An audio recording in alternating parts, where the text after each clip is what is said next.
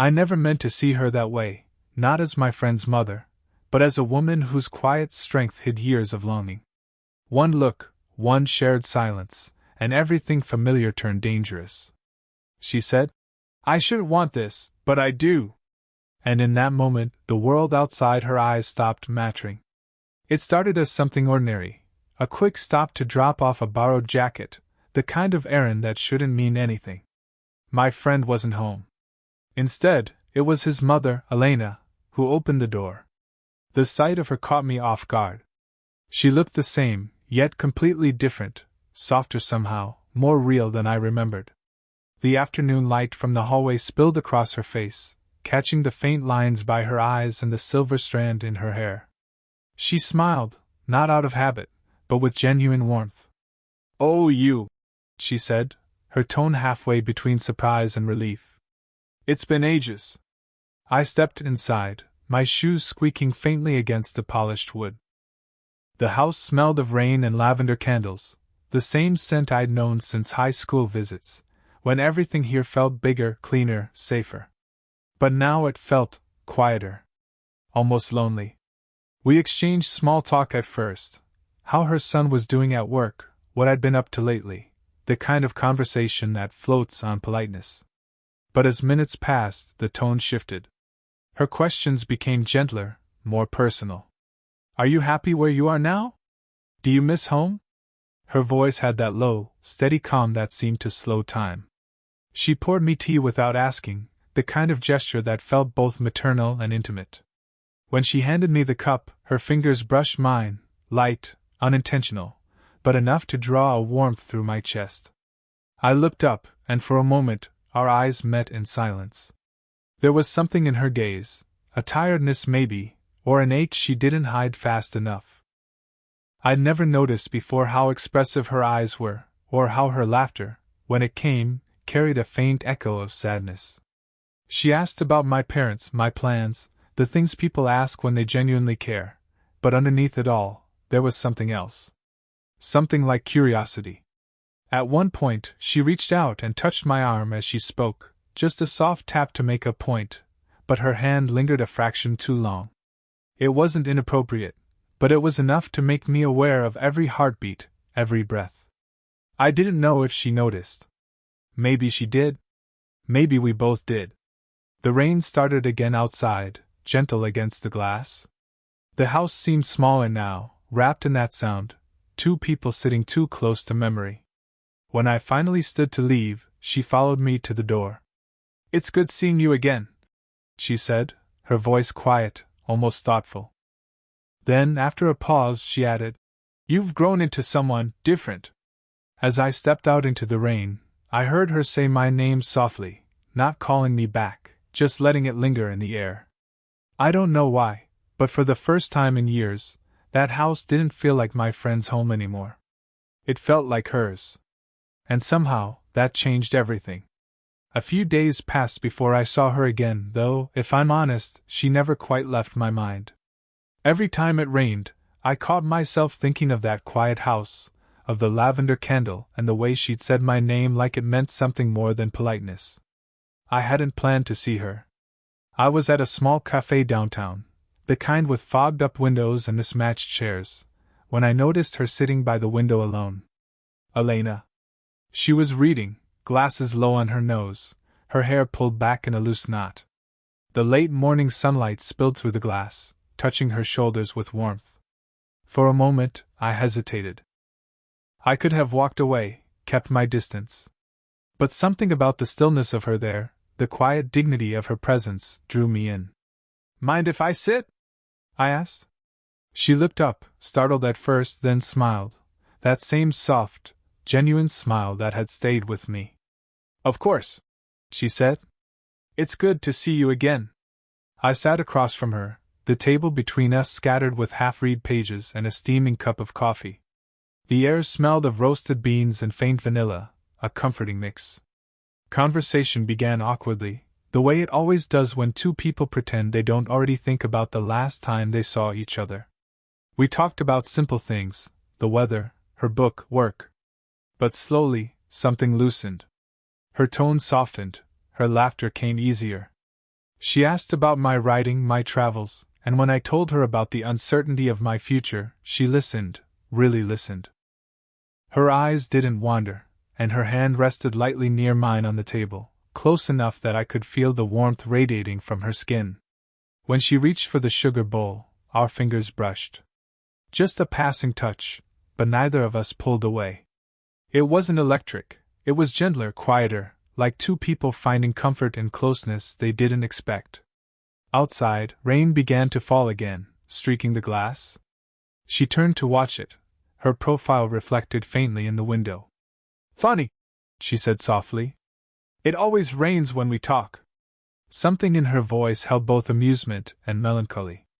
I wanted to ask why she sounded lonely when she smiled, but I didn't.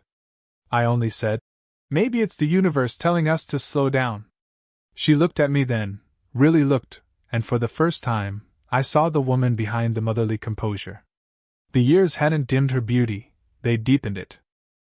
There was strength in her gentleness, a kind of quiet grace that made the world feel slower around her. Eventually, she stood to leave. But before she did, she reached across the table and placed her hand over mine. "It's nice," she said quietly, "talking like this." I nodded, unable to speak. Her touch was light, but it lingered, a wordless confession between two people who shouldn't be feeling what they did, yet somehow couldn't stop. When she walked away, her scent, faint lavender and coffee, stayed behind, and I knew this wasn't the last time I'd find her in my thoughts. I told myself it was just a small errand. My friend had left some old books at his mother's house, and I offered to return them, an excuse so thin that even I didn't believe it. Still, I found myself standing at her door again, heart drumming harder than it should have. Elena opened it almost instantly, as though she'd been near the door already. Her hair was loose this time, falling gently around her shoulders, and she wore a soft gray sweater that made her seem even more at ease in her own quiet world. "You didn't have to come all this way," she said with a smile that didn't quite reach her eyes.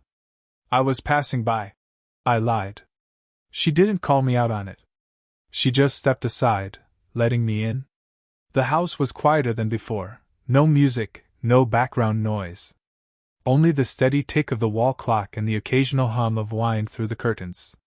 I set the books on the coffee table, but neither of us seemed in a hurry to end the visit. She asked if I wanted tea, and before I could answer, she was already in the kitchen, her voice carrying softly as she spoke over the sound of boiling water. When she returned, she handed me a cup, her fingers brushing mine again, that now familiar current of warmth that neither of us dared to name. We talked, but this time, the small talk fell away quickly. She mentioned her son, my friend, how busy he'd become, how little he visited. Then her tone shifted, quiet but honest. "It's strange," she said, looking down at her cup. "You spend years caring for everyone else, and one day, the house just feels too big." I didn't know what to say, so I just listened. Her words weren't dramatic. They were the kind of truth that sits heavy in the air. "I'm sorry," I said softly. "You deserve more than loneliness." She smiled, but her eyes glistened. "And what do you deserve?" The question caught me off guard. "I'm not sure yet," I admitted. "But lately, I think I'm starting to understand what I've been missing." Her gaze met mine, steady, searching, and painfully human. The air between us changed. The quiet turned into something heavier, thicker, filled with words neither of us dared to say. She reached to tuck a strand of hair behind her ear, and it fell forward again. Instinctively, I leaned in, brushing it gently aside. My fingertips grazed her cheek, a touch so light it barely counted as one, but the look in her eyes said otherwise. She froze, her breath catching. Then, barely above a whisper, she said, "You shouldn't look at me like that." Her voice trembled, not with anger, but with fear, the kind that comes from recognizing your own heart's betrayal. I wanted to apologize, to step back, but I couldn't. The room felt suspended, time drawn thin between us. Neither of us moved. The only sound was the rain outside, soft, persistent, like the quiet confession we both carried but couldn't yet speak aloud. That night, the rain came harder than it had in weeks. The streets shimmered beneath the streetlights, and thunder rolled faintly in the distance, the kind of storm that pulls memories to the surface. I don't know why I went to her house again. Maybe I wanted to see if what I felt was real, or maybe I just needed to hear her voice again. When she opened the door, she didn't look surprised. She simply stared at me for a moment, the stormlight flickering across her face, and then stepped aside. "You're soaked," she said softly. "Come in." The warmth of her home met me instantly, the scent of wood smoke and something faintly floral. She handed me a towel, her fingers brushing my wrist as she did. The touch was small, but it steadied me. We sat by the fireplace, both pretending it was just another friendly visit. The fire cracked quietly, filling the silence we were too afraid to break. Outside, the rain beat harder against the windows, matching the unspoken rhythm between us. She poured tea, her hands trembling slightly. "You really shouldn't be here," she said, voice barely above a whisper. "I know," I replied. "But I couldn't stop thinking about you." Her breath caught, and she looked at me then, really looked. All the composure she'd carried for years seemed to falter, and I saw the woman beneath the calm exterior. Someone who had spent too long being careful, too long denying herself the right to feel. "Don't," she said softly, shaking her head. "Don't say things that make it harder." "I'm not trying to," I said. "I just want you to know that you matter to me. Not because of what's forbidden or wrong, but because you make me feel understood." The silence stretched. The rain softened to a gentle hiss against the glass. Then she did something I didn't expect. She pulled the blanket from the armchair and wrapped it around both of us. Her shoulder brushed mine, and I felt her shiver, not from cold, but from the weight of what hung between us. The warmth of her body beside me made the world outside disappear. "I shouldn't want this," she said finally, her voice breaking just slightly. "But I do." Those words fell like a confession and a release all at once. The firelight danced across her face, catching the shine of tears in her eyes. I didn't move closer, didn't try to make it more than it was. I only took her hand gently in mine. Her fingers tightened around mine, hesitant at first, then certain. For a while neither of us spoke. We just sat there, listening to the rain and the steady crackle of the fire. In that fragile, stolen moment, there was no past or future, only the quiet truth that two people, from different worlds and different years, had finally stopped pretending they didn't feel the same storm inside them. The rain had stopped by morning. Soft light crept through the curtains, spilling over the floorboards like a gentle apology from the sky. The storm that had raged through the night left the air clean and still, and for the first time in a long while, I woke up feeling calm. Elena was already in the kitchen when I stirred, her movements quiet and deliberate. The smell of fresh coffee filled the air, mingling with the faint scent of rain-soaked earth drifting in from the open window. She didn't look up when I entered, only smiled over her shoulder. "Good morning," she said softly. Her voice carried the same warmth as the steam rising from her mug, though I could sense something careful in it, the same tenderness that hides behind restraint.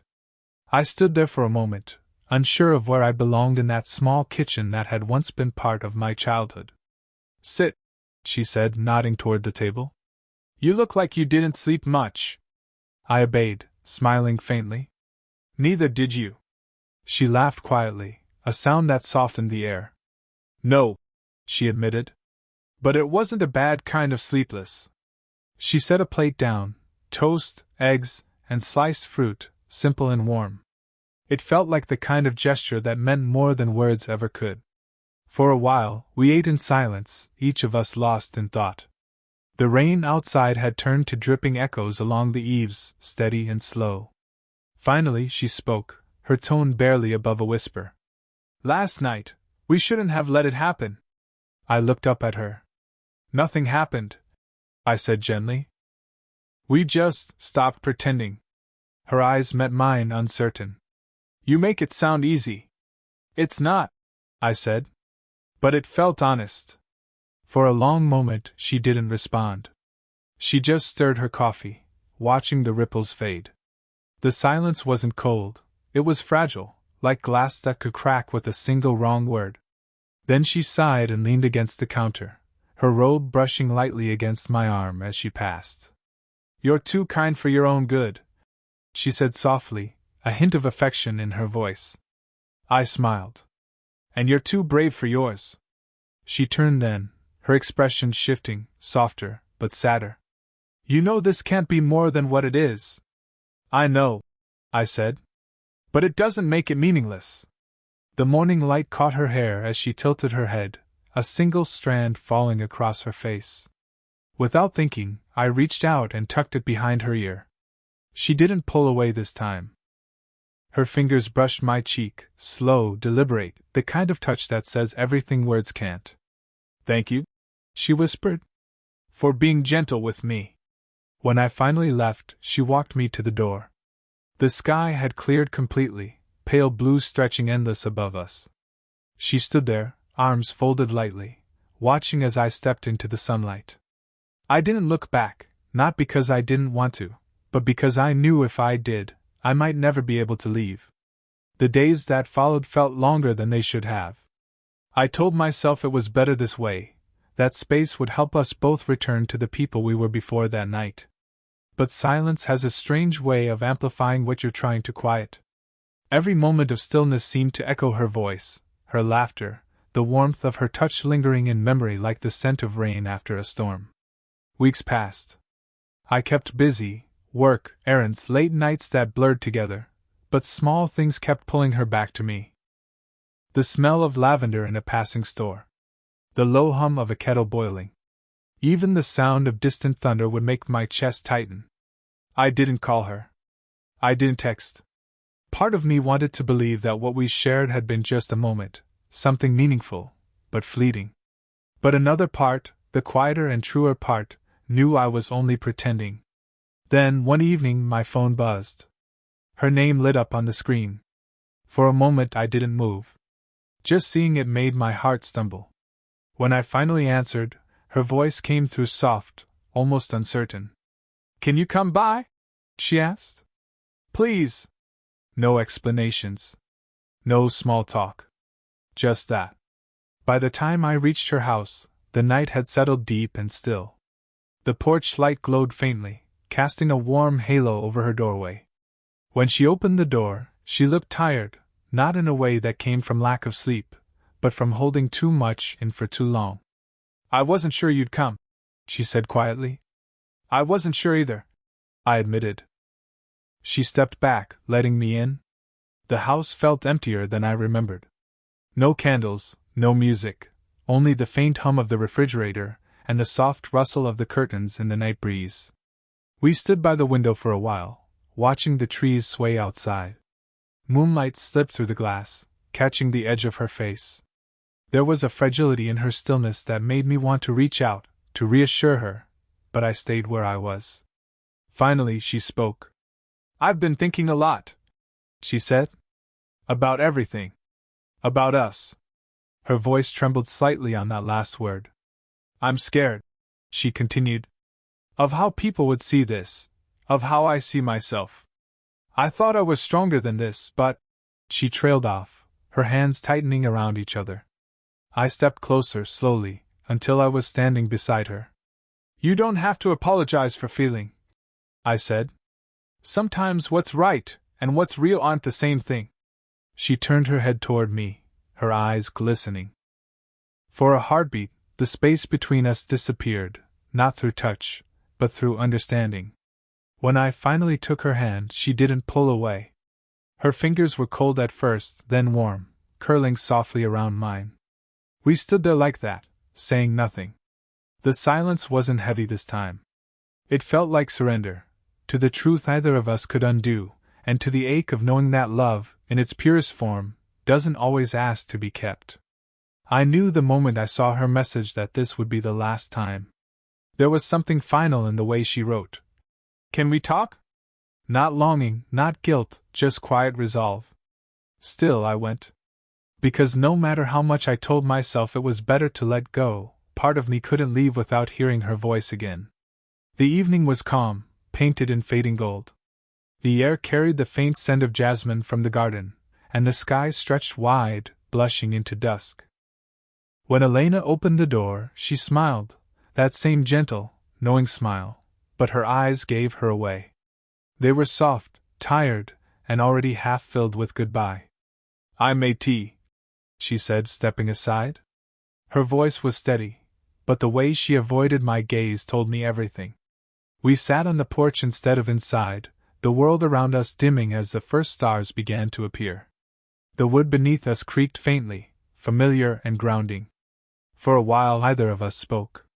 The silence between us wasn't awkward this time, it was tender, like the calm after a long confession. She was the one to finally break it. "He's coming home next week," she said quietly, meaning her son. "It'll be good to have him here again." I nodded, though the words caught in my throat. "Yeah," I managed. "He'll be happy to see you." Her hands were folded in her lap, fingers tracing idle patterns against the edge of her teacup. "You've been kind to me," she said after a pause. "Kinder than I probably deserved." "You deserved someone to see you," I said. "That's all I did."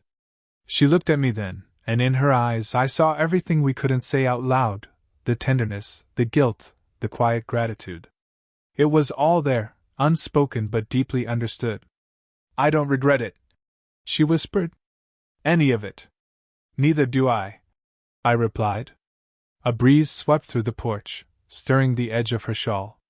She reached up to smooth her hair, and when she did, her fingers brushed mine where they rested between us. I turned my hand over, letting her slip her fingers into mine. The touch was light, trembling, and full of peace.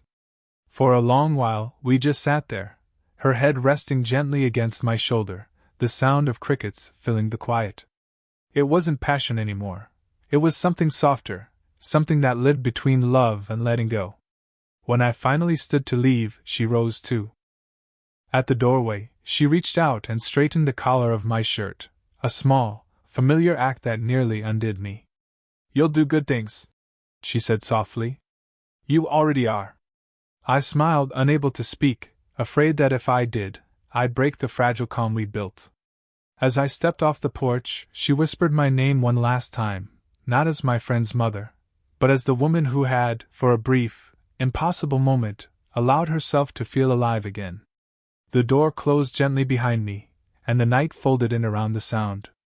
I walked away knowing we would never meet like that again, but also knowing that some goodbyes don't end things. They simply honor them.